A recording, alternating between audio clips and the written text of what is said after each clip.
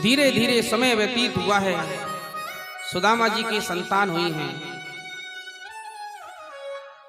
लेकिन सुदामा जी का जो भाव है, जो चरित्र है, बड़ा ही विचारणीय, बड़ा ही हृदय विदारक है। सुदामा जी ने किसी से ये नहीं कहा कि आज हम भूखे हैं, आज हमारे घर में चूल्हा नहीं जला है। कोई पूछता और पंडित जी ठीक हो, सुदामा जी के मुख से यही बात निकलती, अरे भैया, हमारे सम्मान या संसार में दूसरा कोई सुखी ना है। ठाकुर जी की बहुत महती कृपा है, बहुत आनंद है, भरपूर भंडार है। सुदामा जी कहते हैं कि कभी भी अपने मुख से ऐसी वाणी, ऐसी भाषा ना बोलें जिससे सामने वाले को कष्ट हो। संत बताते हैं कि 24 घंटे में एक बार प्रत्येक जीव की जिह्वा पर मां शारदे का वास हो जाता है। इसलिए किसी से कहें तो अच्छा ही कहें, आशीर्वाद दें तो अच्छा ही आशीर्वाद दें। धीरे धीरे सुदामा जी के पुत्र बड़े हुए हैं। आज सुदामा जी पूजा पाठ करने के लिए गए थे, पूजा पाठ करके लौटे हैं। अपनी देवी सुशीला को सामग्री दी है। सुशीला मन में विचार करने लगी कि आज 4-5 दिन बाद हमें ये खाने की सामग्री, चलो अच्छा है, नारायण भगवान की कृपा है। लेकिन नारायण भगवान भी अपने भक्त की परीक्षा लेते हैं। एक दिन तो खा लिया, दूसरे दिन की व्यवस्था नहीं। सुदामा जी के बच्चे अपनी माँ से कहते, माँ हमको भूख लग रही है, खाने के लिए कोई सामग्री दे दो। तो माँ ने कहा, बेटा कल के थोड़े से फल रखे हुए हैं, उन फलों को खा लो। शाम को बच्चों को जल्दी सुला दिया है। सुशीला को पता है घर में खाने के लिए है नहीं, बच्चे जगेंगे तो भूख सताएगी, भूख सताएगी तो हमसे मांगेंगे, क्या देंगे। आज जब बच्चे सो करके जगे हैं, मां हमको भूख लग रही है। आज सुशीला जी अपने पति के पास गई हैं, स्वामी आप अपने यजमानों से क्यों नहीं कहते हो, बच्चे भूखे हैं। देवी इन बच्चों को एक काम करो, भगवान का प्रसाद दो, प्रसाद में कुछ है नहीं है। अरे अपने यहाँ जल तो है, उस जल में तुलसी दल डाल करके अपने पुत्रों को दे दो। आज पुत्रों को जल दे दिया है, बच्चों ने जल का पान कर लिया है। शाम को फिर कहने लगे, फिर जल दिया है, माता जी ये जल हमारी पेट में चुभता है, हमें कुछ अन्न खिलाओ, कोई फल हो फल खिलाओ। बच्चों को समझा दिया है, बेटा हमारा समय ऐसा है, अभी हमारे पास जो है उस व्यवस्था को आप स्वीकार करो। रात्रि में सुदामा जी मन में विचार कर रहे हैं, मेरे बच्चे भूखे तड़पते हैं, क्या करूं। इधर पत्नी सुदामा जी से कहने लगी, स्वामी ऐसे काम नहीं चलेगा, जब ये बच्चे बिल्कुल भूखे मर जाएंगे तभी घर से बाहर निकलोगे क्या। अरे तुम जाओ तो सही। सुदामा जी प्रातःकालीन बेला में अपने घर से निकलते हैं और सीधे राधा कृष्ण भगवान के मंदिर में पहुंच जाते हैं। मैं किसी से नहीं मांगूंगा। आज मंदिर में बैठ करके भगवान का भजन कर रहे हैं। हे श्याम सुंदर भगवान, हमारे बच्चे भूखे हैं, मैं तेरे अलावा किसी और से कुछ नहीं कह सकता, जो तेरी मर्जी है उस काम को तू कर। रात होने को आई है, छोटे छोटे बच्चे इंतजार देख रहे हैं, हमारे पिताजी खाने के लिए कुछ ला रहे होंगे। आज महाराज जैसे सुदामा जी रात्रि में घर पहुंचे, देखा है कि सभी बच्चे सो रहे हैं।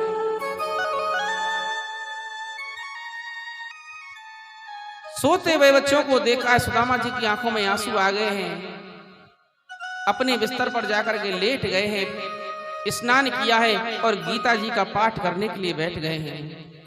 सुशीला जी को बड़ा, स्वामी जब आपके पास खाने पीने की, बच्चों के पालन की व्यवस्था नहीं है तो आपने इनको जन्म क्यों दिया? मेरे बच्चों के लिए कुछ भी लाओ, नहीं तो ये प्राण त्याग देंगे।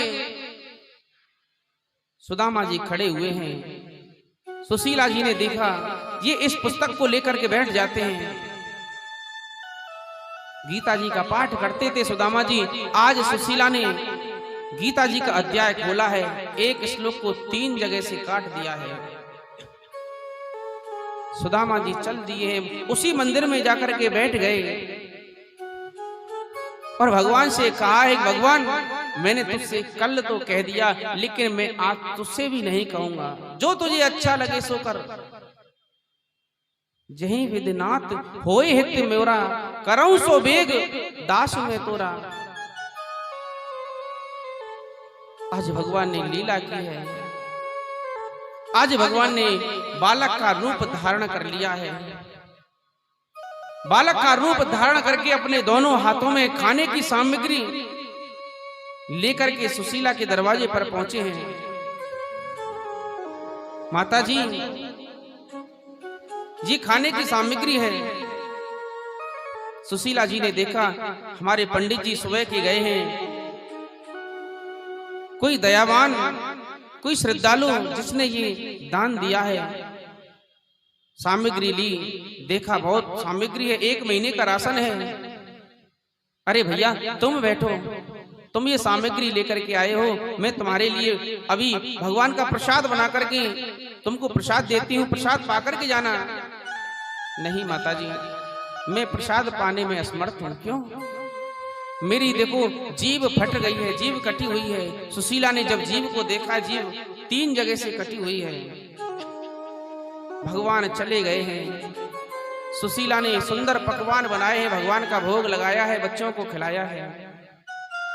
और भगवान जाते समय एक बात कह गए, माता जी एक बात आपको पता नहीं है, आपके पति के जो मित्र हैं वो द्वारका के राजा हैं, उनके पास एक बार भेज तो दो, कोई कृपा बरस जाएगी। इधर सुदामा जी मंदिर में बैठ करके भगवान का भजन कर रहे हैं और कुछ नहीं, भजन में लीन हैं। देखा रात्रि होने को आई है, अब मैं घर में जाऊंगा। सुदामा जी घर में गए हैं, जाकर के देखा है सभी सो रहे हैं शांति से, लेकिन सुशीला जगी हुई है। अपने बिस्तर पर जाकर के लेट गए। सुशीला जी ने कहा, स्वामी प्रसाद नहीं पाओगे? प्रसाद? देवी कहां से आया? आपने ही तो भेजा था। मैंने तो नहीं भेजा, हो सकता है कोई सेठ दे गया होगा। बच्चों को खिला दिया। हाँ बच्चों ने खा लिया, आप खाइए, उसके बाद में मैं प्रसाद पाऊंगी। आज भगवान कि उस प्रसाद को पाने के लिए बैठे, पूछने लगे, देवी ये जो प्रसाद देने के लिए आया था, तुमने उसको प्रसाद नहीं खिलाया। स्वामी मैंने कहा था, लेकिन उसकी जीभ कटी हुई थी। आज महाराज जैसे ही प्रसाद पाया है, रात्रि में विश्राम किया है, प्रातः कालीन सुदामा जी स्नान आदि से निवृत्त होकर के गीता का पाठ करने के लिए बैठे हैं। देखते हैं कि गीता जी का श्लोक 3 जगह से कटा हुआ है। उस कटे श्लोक को देखते ही उनकी आंखों में आंसू आ गए।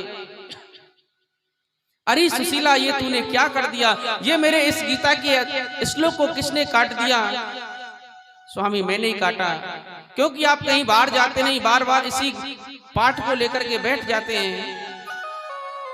देवी कल जो तुम्हारे दरवाजे पर आया था, वो कोई साधारण बालक नहीं, वो साक्षात भगवान कृष्ण थे, और तुमने उसकी वाणी को काट दिया, इसलिए उसकी जिह्वा कट गई है। बड़ा पश्चाताप हुआ है।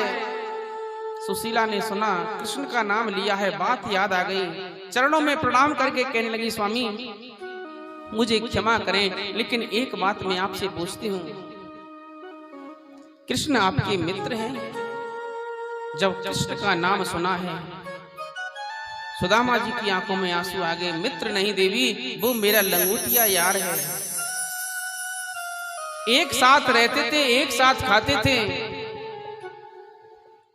वो अपनी द्वारका का राजा है और मैं अपनी कुटिया का राजा हूं। स्वामी, जब आपको पता है कि मेरा मित्र द्वारका का राजा है, तो उस राजा के पास क्यों नहीं जाते हैं?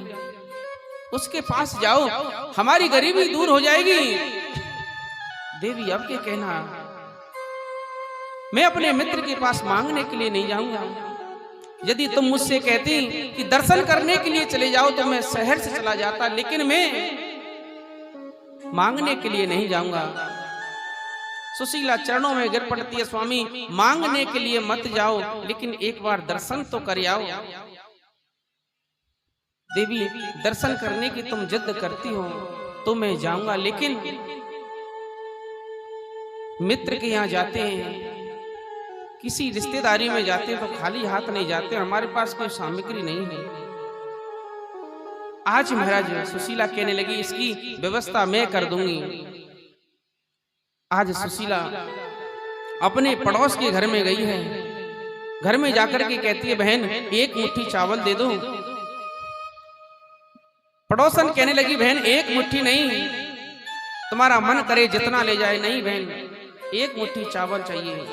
5 घरों से एक एक मुट्ठी चावल लेकर के आई कि 5 तरह के चावल जब पोटली में बांध दिए हैं, सुदामा जी को पोटली दी है। पोटली कैसी है? फटी हुई है। सुशीला सोच रही है कि जब द्वारकाधीश भगवान इसको देखेंगे, 5 तरह के चावल हैं, तो सावरिया सेठ स्वयं समझ जाएंगे कि सुदामा जी गरीब हैं। सुदामा जी से हाथ जोड़ करके सुशीला कह रही है, स्वामी मेरा एक निवेदन है, मेरे इस निवेदन को स्वीकार करें। देवी, आपका क्या निवेदन है? भगवान, तुम चाहे कुछ मांगना या मत मांगना, लेकिन भगवान के चरणों में ये जो भेंट है इसको समर्पित कर देना। सुदामा जी का कैसा शरीर है महाराज? इदम शरीरम सत्संधि झरझरम, बिल्कुल दुबला पतला शरीर है। पतत किम बस्य प्रणाम, सैकड़ों जोड़न से जी शरीर जुड़ो भयो है। जाको अंतिम प्रणाम क्या है? जिस दिन इस शरीर के जोड़ खुल जाते हैं ना, ये शरीर किसी काम का नहीं रहता है। एक एक हड्डी शरीर की चमक रही है। सुदामा जी की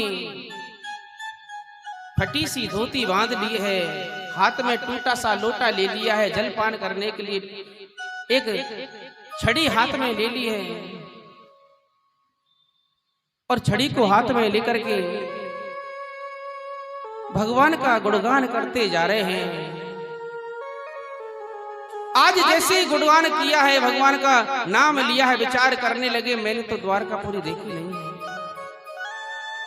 जाना था, द्वारका पहुंच गए काशी। भूख प्यास सब कुछ खत्म हो गई है। भूख लगती है, प्यास लगती है, जिंदगी और भी उदास लगती है। कैसे मैं आऊं पुरी द्वारका, अब तो आस भी निराश लगती है। हे श्याम सुंदर, तुम उस वादे को भूल गए। तुमने मुझसे कहा था कि तुम मथुरा आना, लेकिन मथुरा तो नहीं। अब मैं जब द्वारका आने को तैयार हुआ हूं तो तेरा रास्ता ही नहीं मिल रहा है। सुदामा जी कहते हैं, हे मुरली वाले, तेरा कहां ठिकाना है? कहाँ स्थान है, कौन कौन से रास्ते हैं, तू मुझको बता। मुरली वाले बतला तेरा कहाँ ठिकाना है। मुरली वाले बतला तेरा ठिकाना है। मुरली वाले बतला तेरा कहाँ ठिकाना है। मुरली वाले बतला तेरा कहाँ